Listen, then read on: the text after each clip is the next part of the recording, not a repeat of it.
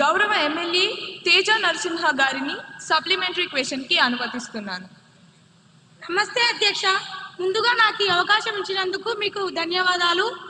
అధ్యక్ష, 2036 ఒలింపిక్స్ కోసం ప్రభుత్వం ఏర్పాటు చేసింది. సంతోషం అధ్యక్ష. కానీ మన దేశ జనాభా ఎంత? 140 కోట్లు. కానీ వచ్చే మెడల్స్ ని వేలతో లెక్క పెడుతుంది అధ్యక్ష. అధ్యక్ష, మన వాళ్ళు జెవెలిన్ త్రో విసరడం కన్నా ఒకరి మీద ఒకరు బురద చల్లుకోవడంలో ఎక్కువ ఎక్స్పర్ట్స్. అందుకే అధ్యక్ష, నా సలహా ఏమిటంటే ఒలింపిక్స్ కమిటీకి ఒక లెటర్ రాయండి. మన లోకల్ గేమ్స్ అయినా కోతి కొమ్మచ్చి, గోళీలాట, గిల్లి దండాన్ని ఒలింపిక్స్ లో ప్రవేశపెట్టండి. కనీసం దాంట్లో అయినా మనకి గోల్డ్ మెడల్ గ్యారెంటీగా వస్తుంది. లేకపోతే మళ్ళీ అక్కడికి వెళ్ళి సెల్ఫీ దిగి వెనక్కి రావాల్సిందేనా అధ్యక్ష? ప్లేయర్స్ కి ట్రైనింగ్ ఇవ్వకుండా ఈ ప్రభుత్వం ఏం చేస్తుంది అధ్యక్ష? ఆరు బయట కూర్చొని చుక్కలు లెక్క పెడుతుందా అధ్యక్ష?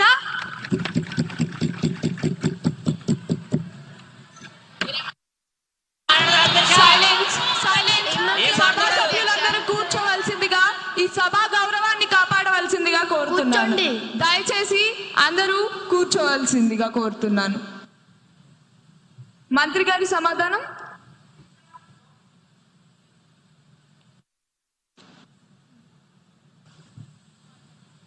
అధ్యక్ష, గౌరవ సభ్యుల ఐడియా అద్భుతంగా ఉంది. మన మెడల్ టాలీ చూస్తుంటే నాకు అప్పుడప్పుడు బాధగా ఉంటుంది. ఆయన గిల్లీ దండాన్ని అన్నారు అధ్యక్ష. నేను ఇంకోటి యాడ్ చేస్తాను అధ్యక్ష. ఒలింపిక్స్ లో మ్యూజిక్ చైర్స్ కానీ గోడలు దూకడం కానీ పెడితే ఆ విభాగాల్లో అన్ని మెడల్స్ మన నాయకులవే అధ్యక్ష. కుర్చీ కోసం మనం పరిగెడుతున్నంత స్పీడ్ గా హుస్సేన్ బోల్ట్ కూడా పరిగెత్తలేడు అధ్యక్ష. జోక్స్ పక్కన పెడితే మా ప్రభుత్వం ప్రజలతో ఆడుకునే ప్రభుత్వం కాదు అధ్యక్ష, ఆడించే ప్రభుత్వం అధ్యక్ష.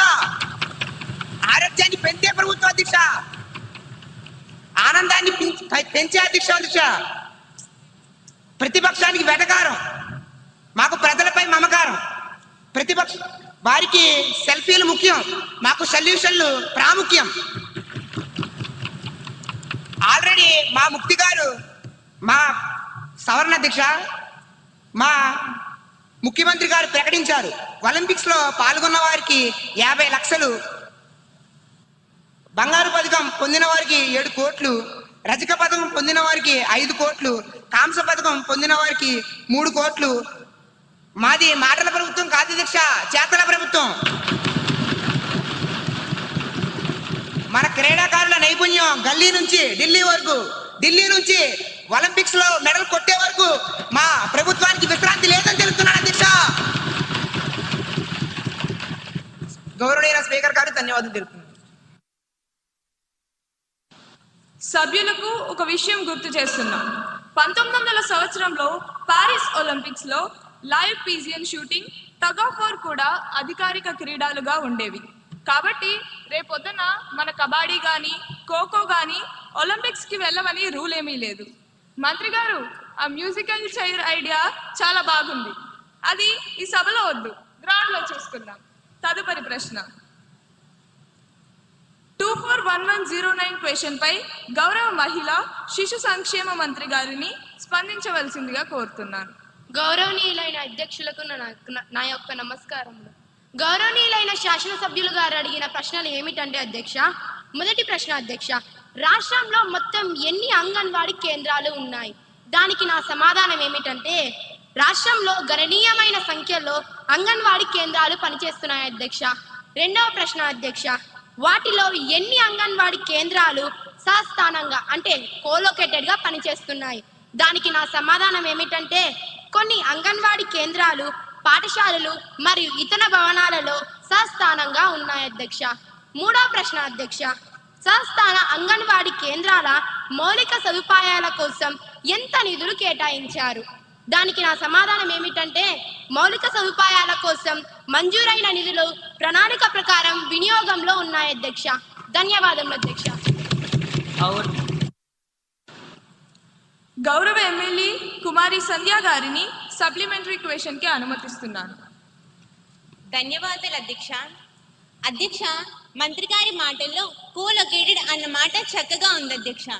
అంగన్వాడీ సెంటర్, ప్రైమరీ స్కూల్ రెండు ఒకే కాంపౌండ్లో ఉండడం నిజంగానే పిల్లలకి డబుల్ బెనిఫిట్, సింగిల్ లొకేషన్ ఇచ్చే మంచి పద్ధతి అధ్యక్ష. అధ్యక్ష, ఇది చాలా చోట్ల చక్కగా నిర్వహించబడుతున్నాయి అధ్యక్ష. కానీ కొన్ని చోట్ల మాత్రం అంగన్వాడీ టీచర్, స్కూల్ టీచర్ పక్క పక్కనే ఉన్న రెండు వైఫై నెట్వర్క్స్ లా అస్సలు కనెక్ట్ అవ్వట్లేదు అధ్యక్ష. అధ్యక్ష, పిల్లాడి చదువు, పోషణ, ఆరోగ్య డేటా అన్ని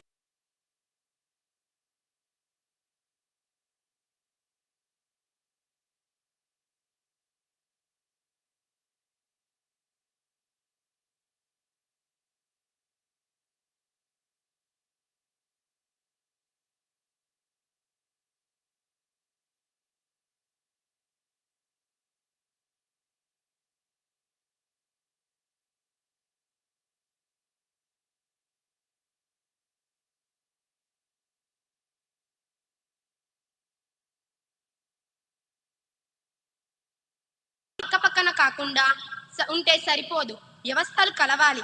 అందుకే నూతన విద్యా విధానం ప్రకారం మేము ఈ అంతరాన్ని పూరించడానికి 3 నిర్మాత్మకమైన చర్యలు తీసుకుంటున్నాం అధ్యక్ష. అందులో మొదటిది కరికులం అనుసంధానం అధ్యక్ష.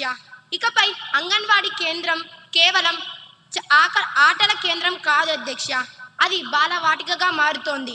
1వ తరగతికి వెళ్ళక ముందే పిల్లవాడికి ఏమేమి రావాలో ఆ సిలబస్ ని స్కూల్ టీచర్ పర్యవేక్షణలో అంగన్వాడీలో అమలు చేస్తున్నాం అధ్యక్ష.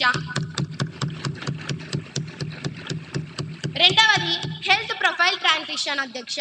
సభ్యులు అడిగిన డేటా సమస్యకు మేము ఐసిడిఎస్ యాప్లో ఉన్న పిల్లవాడి గ్రోత్ డేటాని స్కూల్ ఎడ్యుకేషన్ డేటాబేస్కి ఆటోమేటిక్గా లింక్ చేస్తున్నాం అధ్యక్ష. పిల్లవాడు క్లాస్ మారితే వాడి హెల్త్ రికార్డు కూడా ఆటోమేటిక్గా స్కూల్ రికార్డులకి వచ్చేస్తుంది అధ్యక్ష. మూడవది అధ్యక్ష జాయింట్ ట్రైనింగ్ అధ్యక్ష.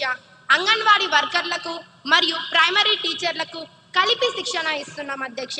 దీనివల్ల ఒకరికొకరు శత్రువులా కాకుండా ఒకే గొడుగు కింద పనిచేసే సహోద్యోగులుగా చూసే మార్పు మొదలవుతుంది అధ్యక్ష.